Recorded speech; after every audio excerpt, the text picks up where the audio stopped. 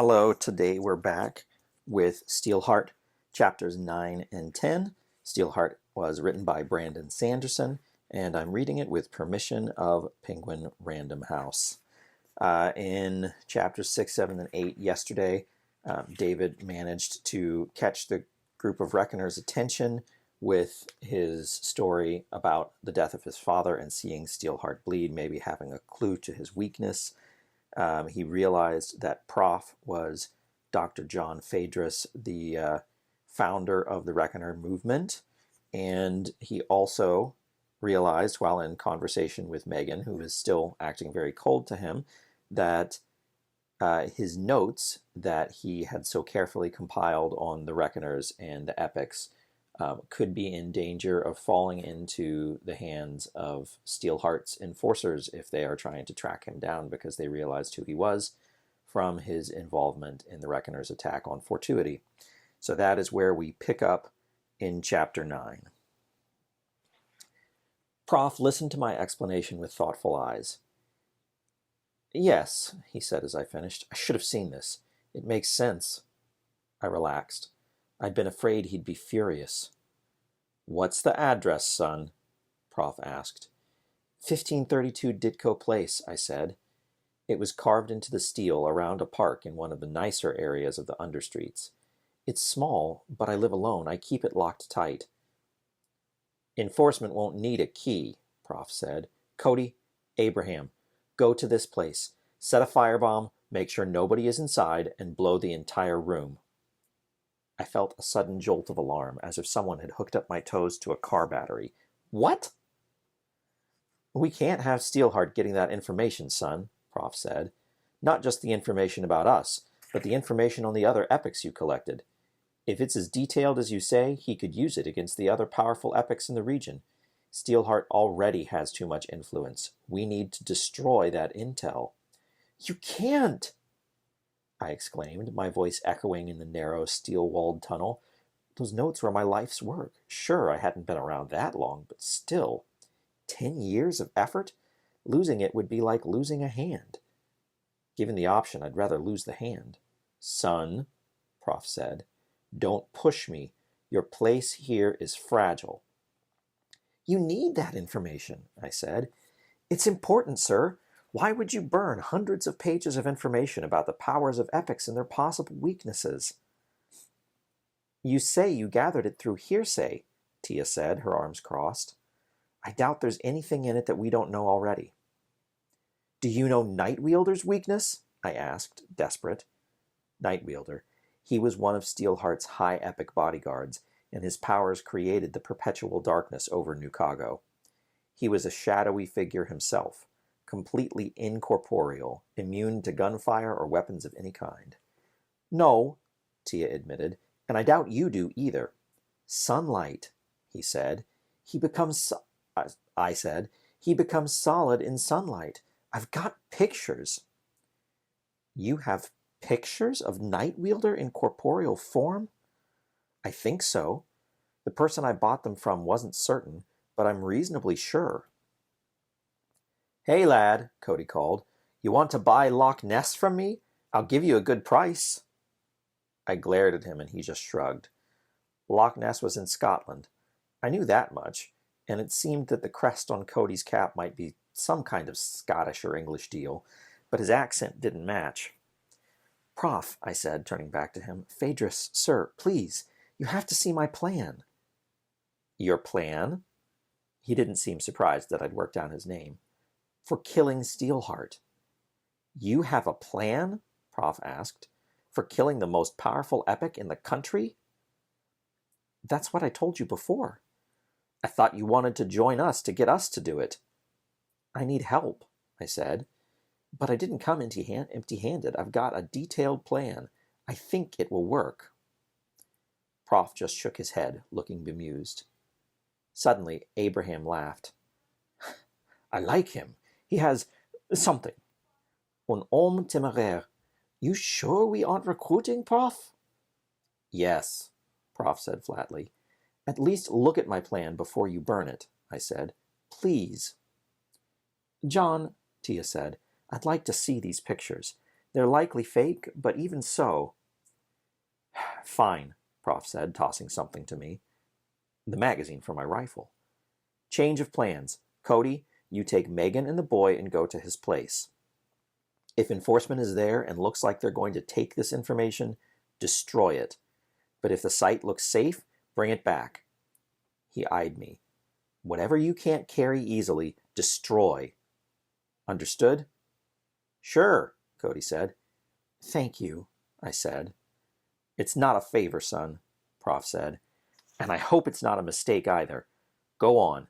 We may not have much time before they track you. It was getting quiet in the understreets by the time we neared Ditko Place. You'd think that, with the perpetual darkness, there wouldn't really be a day or a night in New Chicago, but there is. People tend to want to sleep when everyone else sleeps, so we settle into routines. Of course, there are a minority who don't like to do as told, even when it comes to something simple. I was one of those. Being up all night means being awake when everyone else is sleeping. It's quieter, more private. The ceiling lights were set to a clock somewhere, and they colored to deeper shades when it was night. The change was subtle, but we learned to notice it. So, even though Ditko Place was near the surface, there wasn't much motion on the streets. People were sleeping. We arrived at the park, a large underground chamber carved from the steel. It had numerous holes in the ceiling for fresh air, and blue-violet lights shone from spotlights around the rim. The center of the tall chamber was cluttered with rocks brought in from outside. Real rocks, not ones that had been turned to steel. There was also wooden playground equipment, moderately well-maintained, that had been scavenged from somewhere. In the daytime, the place would fill with children, the ones too young to work or the ones with families who could afford not to have them work. Old women and men would gather to knit socks or do other simple work. Megan raised her hand to still us. Mobiles? She whispered. Cody sniffed. Do I look like some amateur? He asked. It's on silent. I hesitated, then took mine off the place on my shoulder and double-checked. Fortunately, it was on silent. I took out the battery anyway, just in case. Megan moved quietly out of the tunnel and across the park toward the shadow of a large rock. Cody went next. Then I followed, keeping low and moving as quietly as I could, passing large stones growing lichen. Up above, a few cars rumbled by on the roadway that ran past the openings in the ceiling. Late-night commuters heading home. Sometimes they'd throw trash down on us. A surprising number of the rich still had ordinary jobs. Accountants, teachers, salesmen, computer technicians, though Steelheart's datanet was open only to his most trusted. I'd never seen a real computer, just my mobile. It was a different world above, and jobs that had once been common were now held only by the privileged. The rest of us worked factories or sewed clothing in the park while watching children play. I reached the rock and crouched beside Cody and Megan, who were stealthily inspecting the two far walls of the chamber where the dwellings were cut. Dozens of holes in the steel provided homes of various sizes. Metal fire escapes had been harvested from unused buildings above and set up here to give access to the holes. So, which one is it? Cody asked. I pointed. See that door on the second level, far right? That's it. Nice, Cody said. How'd y'all afford a place like this? He asked it casually, but I could tell that he was suspicious. They all were. Well, I suppose that was to be expected. I needed a room by myself for my research, I said. The factory where I worked saves all of your wages when you're a kid, then gives them to you in 4 yearly chunks when you hit 18. It was enough to get me a year in my own room. Cool, Cody said. I wondered if my explanation passed his test or not. Doesn't look like enforcement has made it here yet. Maybe they couldn't match you from the description. I nodded slowly, though beside me Megan was looking around. Her eyes narrowed. What? I asked. It looks too easy. I don't trust things that look too easy. I scanned the far walls. There were a few empty trash bins and some motorbikes chained up beside a stairwell. Some chunks of metal had been etched by enterprising street artists. They weren't supposed to do that, but the people encouraged them quietly. It was one of the only forms of rebellion the common people ever engaged in. "Well, we can wait here staring until they do come," Cody said, rubbing his face with a leathery finger. "Or we can just go. Let's be on with it." He stood up. One of the large trash bins shimmered. "Wait," I said, grabbing Cody and pulling him down, my heart leaping. "What?" he said, anxious, unslinging his rifle. It was of a very fine make, old but well-maintained, with a large scope and a state-of-the-art suppressor on the front. I'd never been able to get my hands on one of those. The cheaper ones worked poorly, and I found it too hard to aim with them. "There," I said, pointing at the trash bin. "Watch it." He frowned, but did what I asked. My mind raced, sorting through fragments of remembered research. I needed my notes. Shimmering. Illusionist epic. Who was that? Refractionary, I thought, seizing on the name. A Class C illusionist with personal invisibility capabilities. "What am I watching for?" Cody asked. "You get spooked by a cat or something?" He cut off as the bin shimmered again. Cody frowned, then crouched down farther. "What is that?" "An epic," Megan said, her eyes narrowing. Some of the lesser epics with illusion powers have trouble maintaining an exact illusion. "Her name is Refractionary," I said softly. "She's pretty skilled, capable of creating complex visual manifestations, but she's not terribly powerful, and her illusions always have tells to them. Usually they shimmer, as if light is reflecting off them." Cody aimed his rifle, sighting on the trash bin. "So you're saying that bin isn't really there? It's hiding something else. Enforcement officers, probably?" "I'd guess so," I said. "Can she be harmed by bullets, lad?" Cody asked. "Yes, she's not a high epic. But, Cody, she might not be in there." "You just said—" "She's a Class C illusionist," I explained, "but her secondary power is Class B personal invisibility. Illusions and invisibility often go hand in hand. Anyway, she can make herself invisible, but not anything else. Others she has to create an illusion around. I'd be certain she's hiding an enforcement squad in that fake trash bin illusion. But if she's smart, and she is, she'll be somewhere else." I felt an itch in the small of my back. I hated illusionist epics. You never knew where they'd be. Even the weakest of them, Class D or E by my own notation system, could make an illusion big enough for themselves to hide in. If they had personal invisibility, it was even worse. "There," Megan whispered, pointing toward a large piece of playground equipment, a kind of wooden fort for climbing. "See those boxes on the top of that playground tower? They just shimmered. Someone's hiding in them." "That's only big enough for one person," I whispered. "From that position, whoever is there could see right into my apartment through the door." "Sniper?" "Most likely," Megan said. "Refractionary is close, then," I said. "She'll need to be able to see both that playground equipment and the fake garbage bins to keep the illusions going. The range on her powers isn't great." "How do we draw her out?" Megan asked. "She likes to be involved, from what I remember. If we can get the enforcement soldiers to move, she'll stay close to them in case she needs to give orders or make illusions to support them." "Sparks!" Cody whispered. "How do you know all of this, lad?" "Weren't you listening?" Megan asked softly. "This is what he does. It's what he has built his life around. He studies them." Cody stroked his chin. He looked as if he'd assumed everything I said before was bravado. "You know her weakness?" "It's in my notes," I said. "I'm trying to remember. Well, illusionists usually can't see if they turn themselves completely invisible. They need light to strike their irises, so you can watch for the eyes. But a really skilled illusionist can make their eyes match the color of their surroundings. But that's not really her weakness, more a limitation of illusions themselves."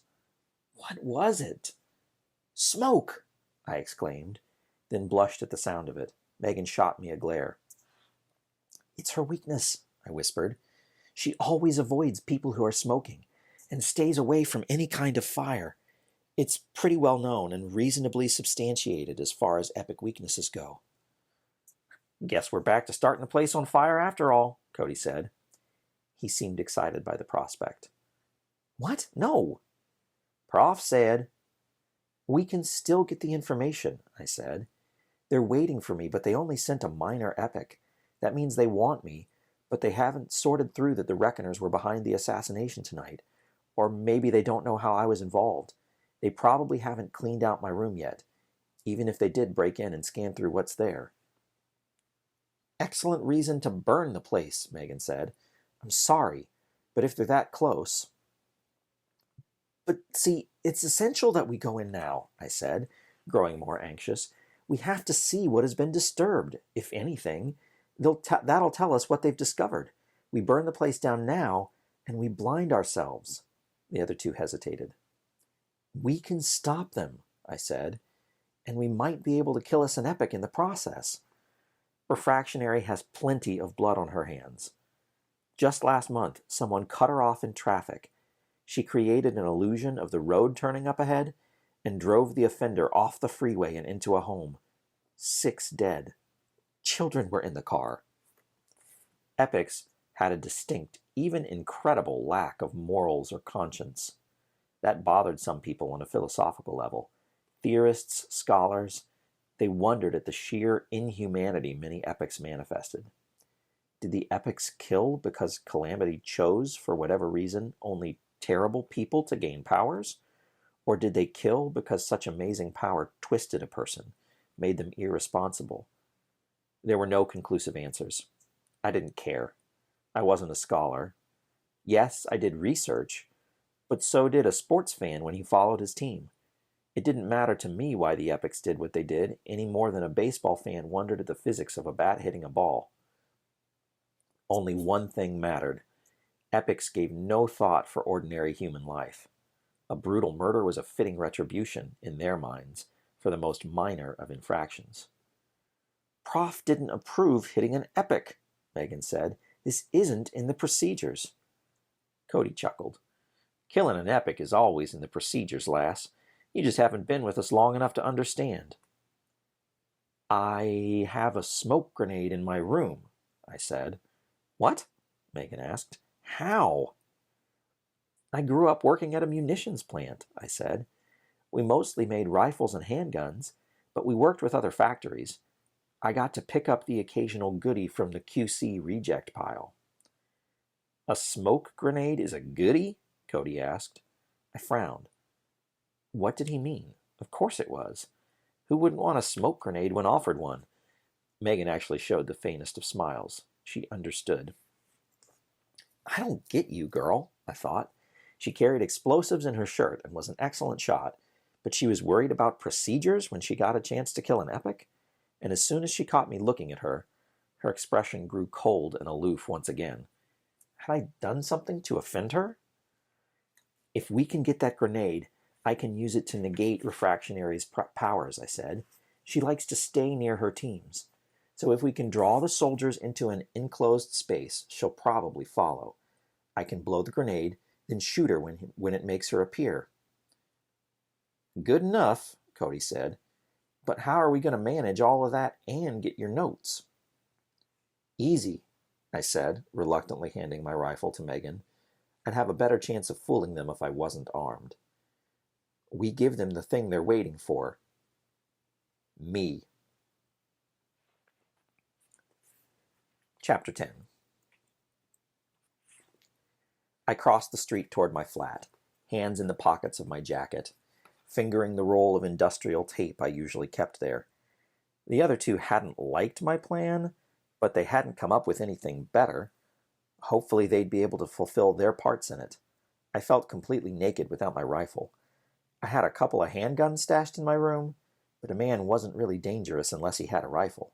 At least, he wasn't consistently dangerous. Hitting something with a handgun always felt like an accident. Megan did it, I thought. She not only hit, but hit a high epic in the middle of a dodge, firing 2 guns at once, one from the hip. She'd shown emotion during our fight with Fortuity. Passion, anger, annoyance. The second 2 toward me, but it had been something. And then, for a few moments after he fell, There had been a connection, satisfaction and appreciation of me that had come out when she'd spoken on my behalf to Prof. Now that was gone. What did it mean? I stopped at the edge of the playground. Was I really thinking about a girl now? I was only 5 paces from where a group of enforcement officers were hiding, probably with automatic or energy weapons trained on me. Idiot, I thought, heading up the metal stairway toward my apartment. They'd wait to see if I got out anything incriminating before grabbing me. Hopefully.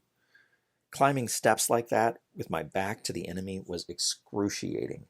I did what I always did when I grew afraid. I thought of my father falling, bleeding beside that pillar in the broken bank lobby while I hid. I hadn't helped. I would never be that coward again. I reached the door to my apartment, then fiddled with the keys. I heard a distant scrape, but pretended not to notice. That would be the sniper on top of the playground equipment nearby, repositioning to aim at me. Yes, from this angle I saw for certain. That playground piece was just tall enough that the sniper would be able to shoot through the door into my apartment. I stepped inside my single room. No hallways or anything else, just a hole cut into the steel, like most dwellings in the understreets. It might not have had a bathroom or running water, but I was still living quite well, by understreet standards. A whole room for a single person? I kept it messy. Some old disposable noodle bowls sat in a pile beside the door, smelling of spice. Clothing was strewn across the floor. I had a bucket of 2-day-old water sitting on the table, and dirty, beat-up silverware sat in a pile beside it. I didn't use those to eat. They were for show. So was the clothing. I didn't wear any of it. My actual clothing, 4 sturdy outfits, always clean and washed, was folded in the trunk beside my mattress on the floor. I kept my room messy, intentionally. It actually itched at me as I liked things neat. I'd found that sloppiness put people off guard. If my landlady came snooping up here, she'd find what she expected. A teenager just into his majority, blowing his earnings on an easy life for a year before responsibility hit him. She wouldn't poke or prod for secret compartments. I hurried to the trunk. I unlocked it and pulled out my backpack. Already packed with a change of clothing, spare shoes, some dry rations, and 2 liters of water. There was a handgun in a pouch on one side, and the smoke grenade was in a pouch on the other side.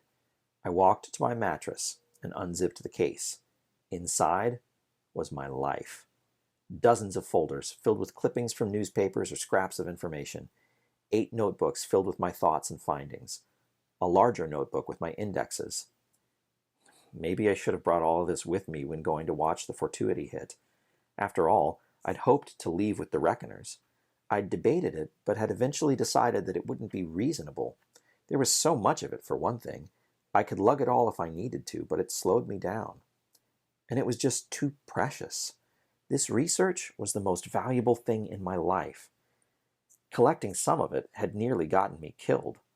Spying on epics, asking questions better left unasked, making payments to shady informants. I was proud of it, not to mention frightened about what might happen to it. I'd thought it safer here. Boots shook the metal landing of the stairway outside. I looked over my shoulder and saw one of the most feared sights in the understreets. Fully geared enforcement officers. They stood on the landing, automatic rifles in their hands, sleek black helmets on their heads, military-grade armor on their chests, knees, arms. There were 3 of them. Their helmets had black visors that came down over their eyes, leaving their mouths and chins exposed. The eye shields gave them night vision and glowed faintly green, with a strange smoky pattern that swirled and undulated across the front. It was transfixing, which was said to be the point. I didn't need to act to make my eyes go wide, my muscles taut. "Hands on your head," the lead officer said, rifle up at his shoulder and the barrel trained on me. "Down on your knees, subject." That was what they called people, subject. Steelheart didn't bother with any kind of silly pretense that his empire was a republic or a representative government. He didn't call people citizens or comrades. They were subjects of his empire. That was that. I quickly raised my hands. "I didn't do anything," I whined. "I was just there to watch." "Hands up! Knees down!" the officer yelled. I complied. They entered the room, leaving the doorway conspicuously open so that their sniper had a view through the door. From what I'd read, these three would be part of a 5-person squad known as a corps. 3 regular troops, 1 specialist, in this case a sniper, and 1 minor epic. Steelheart had about 50 corps like this. Almost all of enforcement was made of special operations teams. If there was any large-scale fighting to be done, something very dangerous, Steelheart, Nightwielder, Firefight, or maybe Conflux, who was head of enforcement, would deal with it personally. Enforcement was used for the smaller problems in the city, the ones Steelheart didn't want to bother with himself. In a way, he didn't need enforcement. They were like a homicidal dictator's version of valet parking attendants. One of the 3 soldiers kept an eye on me, while the other 2 rifled through the contents of my mattress. Is she in here? I wondered. Invisible somewhere? My instincts and my memory of researching her told me she'd be near. I just had to hope she was in the room. I couldn't move until Cody and Megan fulfilled their part of my plan, though, so I waited, tense, for them to do so. The 2 soldiers pulled notebooks and folders out from between the 2 pieces of foam that made up my mattress. One flipped through the notes. "This is information on epics, sir," he said. I thought I'd be able to see Fortuity fight another epic," I said, staring at the floor. "When I found out something terrible was happening, I tried to get away. I was only there to see what would happen, you know." The officer began looking through the notebooks. The soldier watching me seemed uncomfortable about something. He kept glancing at me, then at the others. I felt my heart thumping, waiting. Megan and Cody would attack soon. I had to be ready. "You are in serious trouble, subject," the officer said, tossing one of my notebooks to the floor. "An epic, and an important one, is dead." "I didn't have anything to do with it," I said. "I swear, Bah!" The lead officer pointed toward one of the other soldiers. "Gather this up." "Sir," said the soldier watching me, "he's probably telling the truth." I hesitated. That voice. "Roy?" I said, shocked. He'd hit majority the year before me, and had joined enforcement after that. The officer glanced at me. "You know this subject?" "Yes," Roy said, sounding reluctant. He was a tall redhead. I'd always liked him. He'd been an adjunct at the factory, which was a position Martha gave to senior boys. They were meant to stop the young or weaker workers from being picked on. He'd done his job well. "You didn't say anything?" the lead officer said, his voice hard. Sir, I'm sorry. I should have. He's always had a fascination with epics. I've seen him cross half the city on foot and wait in the rain, just because he heard a new epic might be passing through town. If he heard something about 2 of them fighting, he'd have gone to watch, whether it was a good idea or not." "Sounds exactly like the kind of person who should be off the streets," the officer said. "Gather this. Son, you're going to come tell us exactly what you saw. If you do a good job, perhaps you might even live through the night. A gunshot sounded outside. The officer's face blossomed red, the front of his helmet exploding as a bullet hit him. I rolled toward my backpack. Cody and Megan had done their job, quietly taking down the sniper and getting into position to support me. I ripped open the Velcro on the side of my pack and pulled out my handgun, then fired rapidly at Roy's thighs. The bullets hit an open spot in his advanced plastic armor, dropping him, though I almost missed. Sparking pistols! The other soldier fell to a well-placed shot from Cody, who would be on that playground equipment outside. I didn't stop to make sure the 3rd soldier was dead. Refractionary might be in the room, armed and ready to shoot. I pulled out the smoke grenade and removed the pin. I dropped the grenade. A burst of gray smoke jetted from the canister, filling the room. I held my breath, handgun up. Refractionary's powers would be negated when the smoke touched her. I waited for her to appear. Nothing happened. She wasn't in the room. Smothering a curse, still holding my breath, I glanced at Roy. He was trying to move, holding his leg and trying to point his rifle toward me. I leaped through the smoke and kicked the rifle aside. Then I pulled his sidearm out of its holster and tossed it. Both guns would be useless to me. They'd be keyed to his gloves. Roy's hand was in his pocket. I put my gun to his temple and yanked his hand out. He'd been trying to dial his mobile. I cocked the gun, and he dropped the mobile. It's too late anyway, David, Roy spat, then started coughing at the smoke. Conflux will know the moment we go offline. Other corps are on their way here. They'll send spying eyes down to watch. Those are probably already here. Breath still held. I checked the pockets on his cargo pants. There were no other weapons. You're being a fool, David, Roy said, coughing. I ignored him and scanned the room. I had to start breathing, and the smoke was getting overpowering. Where was Refractionary? On the landing, maybe? I kicked the smoke grenade out, hoping she was there. Nothing. Either I had her weakness wrong, or she'd decided not to join her team in coming to get me. What if she was sneaking up on Megan and Cody? They'd never see her coming. I glanced down. Roy's mobile. Worth a try. I snatched the phone and opened the address book. Refractionary was listed under her epic name. Most epics preferred to use them. I dialed. Almost immediately, a gunshot sounded from the playground outside. I couldn't hold my breath any longer. I ducked outside, staying low, and kicked the smoke grenade off the landing. I started down the stairwell and took a deep breath. Then, eyes watering, I scanned the playground. Cody knelt on top of the playground equipment, rifle out. At the base of the tower, Megan stood with her gun out, a body in black and yellow at her feet. Refractionary. Megan fired again into the body just to be certain, but the woman was obviously dead. Another epic eliminated.